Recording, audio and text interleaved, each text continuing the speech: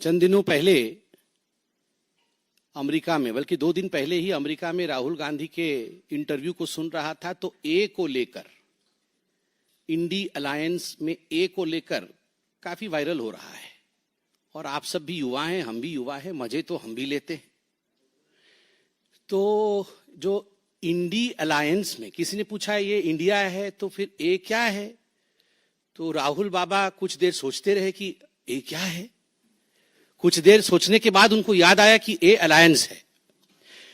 आज उजागर में करता हूं कि आखिर राहुल बाबा ये 5-7 मिनट क्यों सोचते रहे कि ए क्या है।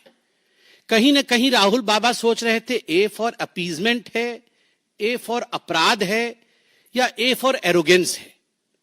क्योंकि आज अगर इंडी अलायंस में देखा जाए तो सही मायने में आज 3 विषयों को लेकर यह प्रेस कॉन्फ्रेंस हो रहा है। ए फॉर अपराध, आज टीएमसी का अपराध बंगाल में। ए फॉर अपीजमेंट, आज कांग्रेस पार्टी का अपीजमेंट शिमला हिमाचल प्रदेश में। और ए for arrogance of Congress party और कुछ इंडी अलायंस के बाकी घटक दल जो सीजेआई जैसे महत्वपूर्ण संस्थान को भी राजनीति से ऊपर नहीं रखते हैं, राजनीति में घसीट कर लाते हैं। गणपति पर्व जैसे महत्वपूर्ण पर्व को भी राजनीति से ऊपर नहीं रखते हैं, राजनीति में घसीट के लाने का एरोगेंस उनके मन में होता है। तो today's press conference is on 3 A's: A for अपराध, A for appeasement and A for arrogance. पहला विषय है बंगाल का। 2 चिट्ठी आप कल से देख रहे हैं। एक चिट्ठी है sub divisional court diamond harbour का, जहां डायमंड हार्बर, ये वही डायमंड हार्बर है जहां से अभिषेक बनर्जी, ममता बनर्जी के भाईपो जो हम लोग कहते हैं नेफ्यू, अभिषेक बनर्जी जहां से सांसद हैं, जहां खुलेआम गुंडागर्दी होती है, जहां उनका अपना एक संसार है, उस संसार में अपने आप को वो राजा मानते हैं। वहां ना पुलिस की चलती है, ना कानून का चलता है, ना वहां जजेस की चलती है, वहां किसी की दबंगई चलती है तो वो ममता बनर्जी और अभिषेक बनर्जी की चलती है। तो उसी डायमंड हार्बर के सब डिविजनल कोर्ट के तमाम जो जुडिशियल अधिकारी है, उन्होंने 8 सितंबर 2024 अर्थात इसी रविवार को घटित हुए एक घटना के विवरण को चिट्ठी और पत्राचार के रूप में सब डिविजनल कोर्ट को लिखा है। और बाद में 24 परगना के सब डिविजनल कोर्ट के अधिकारी ने, जुडिशियल ऑफिशियल ने, उसी पत्र को अपने कमेंट्स के साथ हाई कोर्ट के रजिस्ट्रार के पास, एक बहुत, मैं तो कहूंगा हिंदुस्तान के जुडिशियल इतिहास में ऐसा बहुत कम हुआ होगा कि इस प्रकार का कंप्लेंट राज्य सरकार के खिलाफ की गई है। आप देख सकते हैं कि जो सब डिविजनल कोर्ट है डायमंड हार्बर का, उसके जो जुडिशियल ऑफिसर है वो लिखते हैं कि अभी रविवार को 8 तारीख को, 8 सितंबर को लगभग रात को 1 बजे जो होम गार्ड होते हैं आवासीय परिसर के, जहां जजेस रहते हैं, उनके आवासीय परिसर के होम गार्ड ने आके वहां के एडिशनल डिस्ट्रिक्ट जज को कहा कि 2 लोग परिसर में घुस के आए हैं, पुलिस की साजिश से घुस के आए हैं और बिजली काटने की आपके घर की साजिश चल रही है।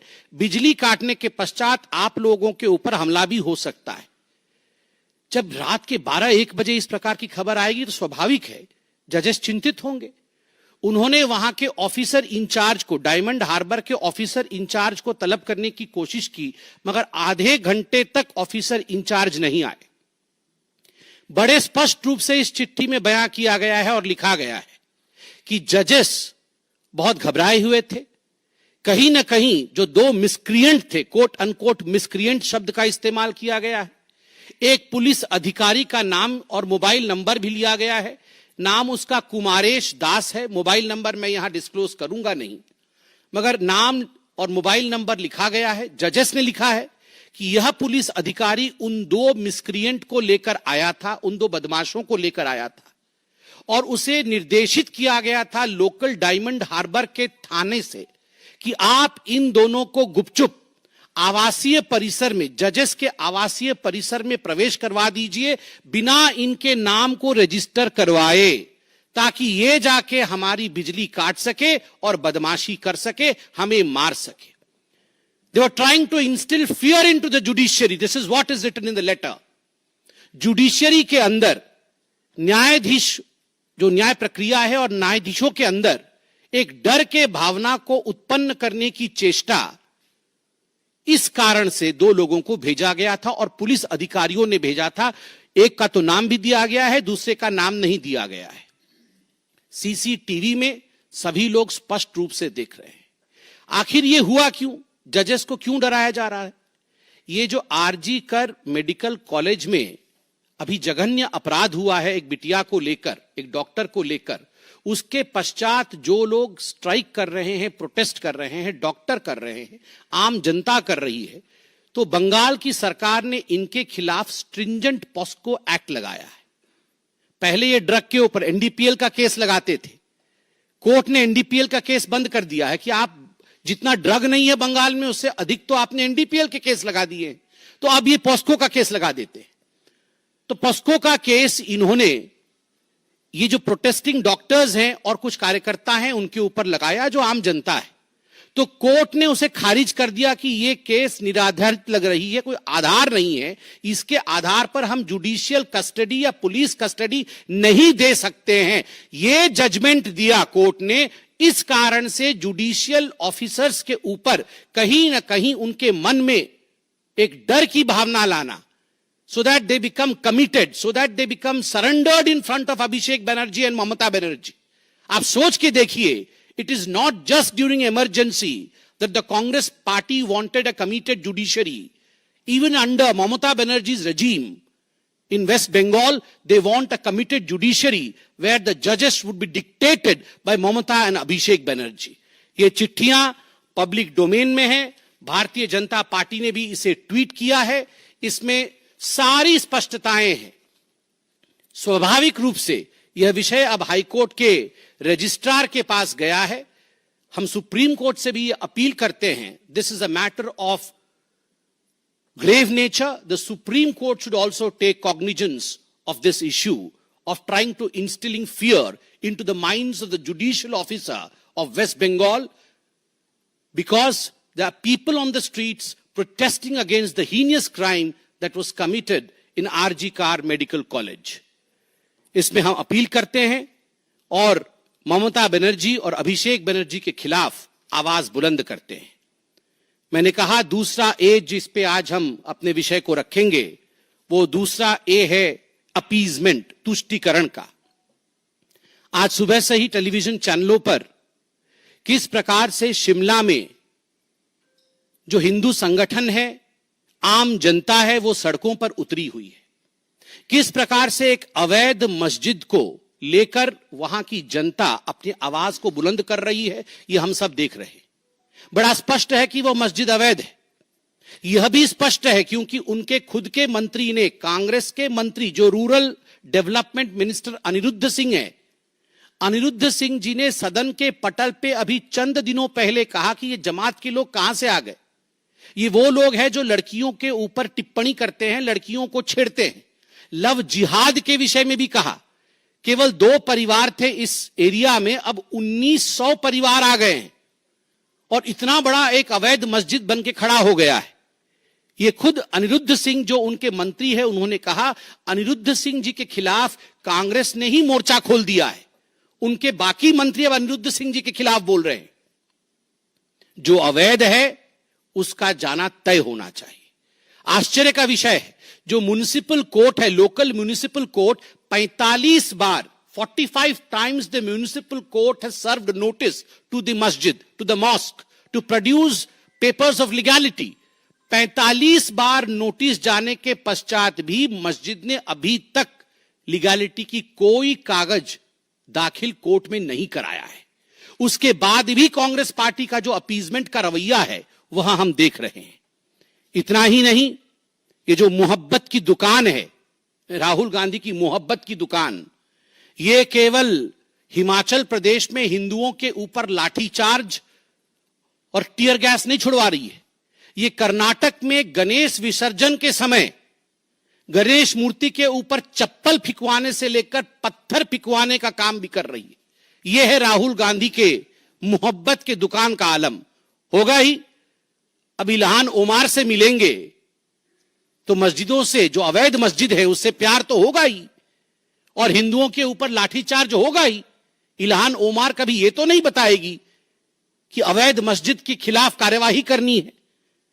जिस बर्बरता के साथ हिंदुओं के ऊपर लाठीचार्ज हुआ है, भारतीय जनता पार्टी उसके खिलाफ आवाज बुलंद करती है। महिलाओं के साथ भी अत्याचार हुआ है पुलिस का, यह बर्बरता उचित नहीं है।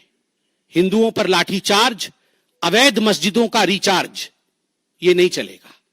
अपीजमेंट के अंतर्गत हिंदुओं पर लाठीचार्ज होगा और अवैध मस्जिदों का रिचार्ज होगा, यह ना तो जनता चाहती है और ना ही एक सभ्य समाज में कानून चाह सकती है।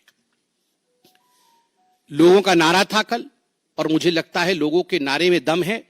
हिमाचल ने ठाना है देवभूमि को बचाना है, इसमें कोई बुराई नहीं।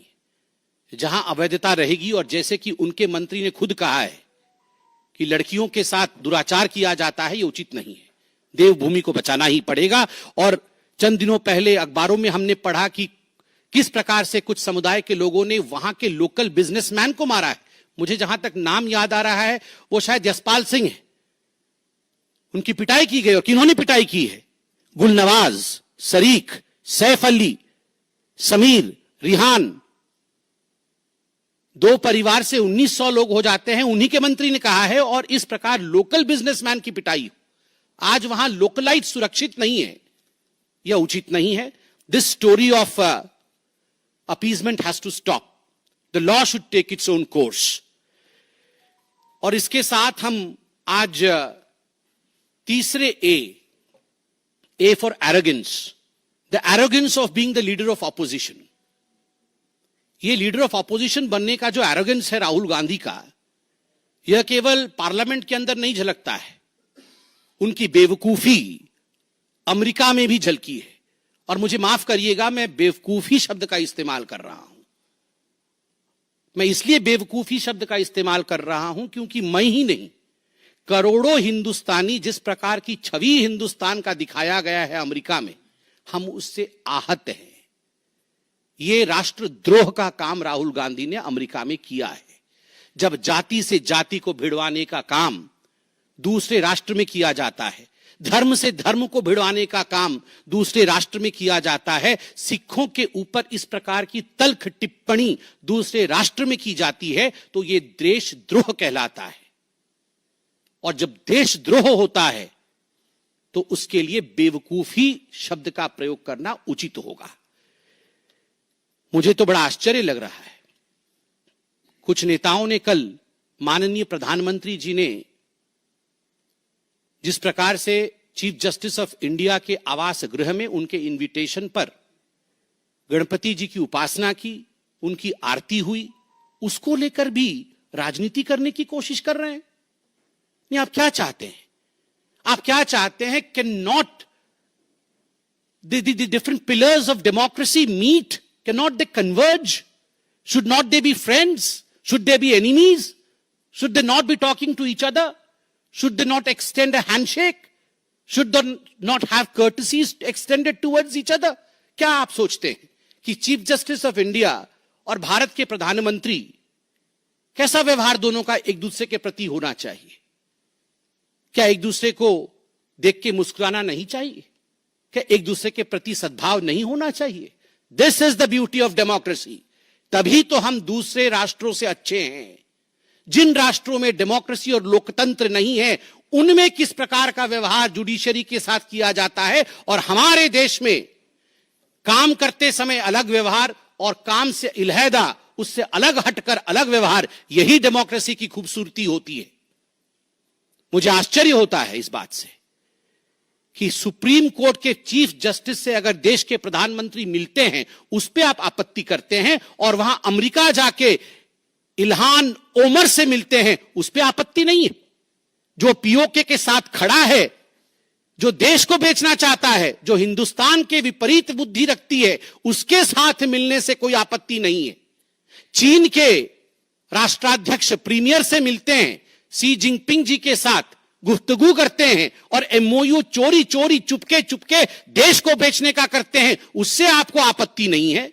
जॉर्ज सोरोस से रात के अंधेरे में मिलकर भारत को टुकड़े टुकड़े में बांटने की कोशिश करते हैं, उससे आपको आपत्ति नहीं है। और देश के चुने हुए प्रधानमंत्री, देश के चुने हुए राष्ट्रपति, चुने हुए इनडायरेक्टली, और अगर सीजेआई, इन लोगों के बीच में इंटरेक्शन होता है तो आपको उससे आपत्ति होती है। ये कैसे आपत्ति हो सकती है? मुझे बहुत आश्चर्य लगता है और मुझे लगता है कि मुझे आईना दिखाना चाहिए। मुझे ऐसा भी समझ है कि शायद यह आपत्ति चीफ जस्टिस ऑफ इंडिया और प्रधानमंत्री के मिलने से नहीं है, यह आपत्ति गणपति पूजा से है।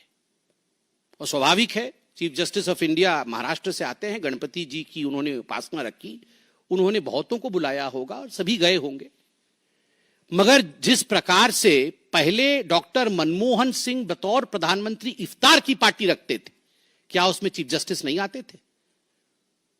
जब इफ्तार पार्टी में चीफ जस्टिस और प्रधानमंत्री मिल सकते हैं और बैठ सकते हैं, गुफ्तगू कर सकते हैं, they can break breads together, उस समय जब एक टेबल पर बैठ के दोनों की बात हो सकती है, वह भी एक त्योहार है, यह भी एक त्योहार है।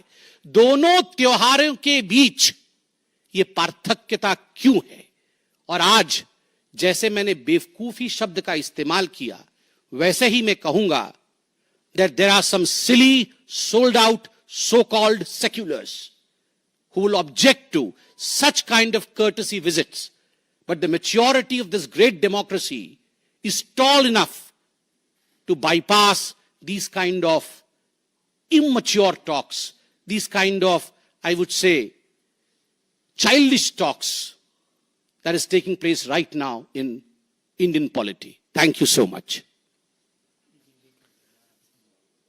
अभी मुझे हमारे मीडिया के सहप्रभारी, सहप्रमुख संजय जी ने भी कुछ दिया है जो बहुत महत्वपूर्ण विषय है।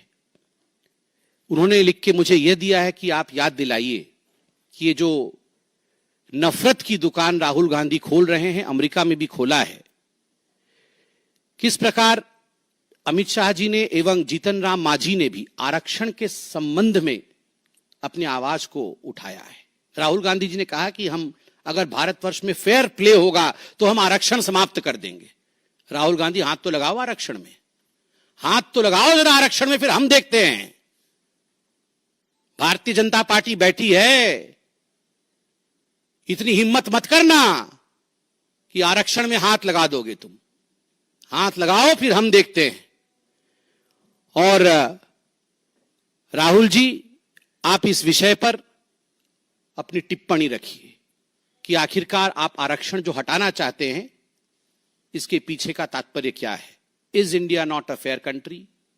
क्या भारतवर्ष फेयर कंट्री नहीं है? इतने वर्षों तक तो आप ही के दादा दादी, नाना नानी, पापा मम्मी सभी थे, तो क्या देश फेयर नहीं बन पाया उनके अंडर में? इस पर भी आपकी टिप्पणी होनी चाहिए। धन्यवाद।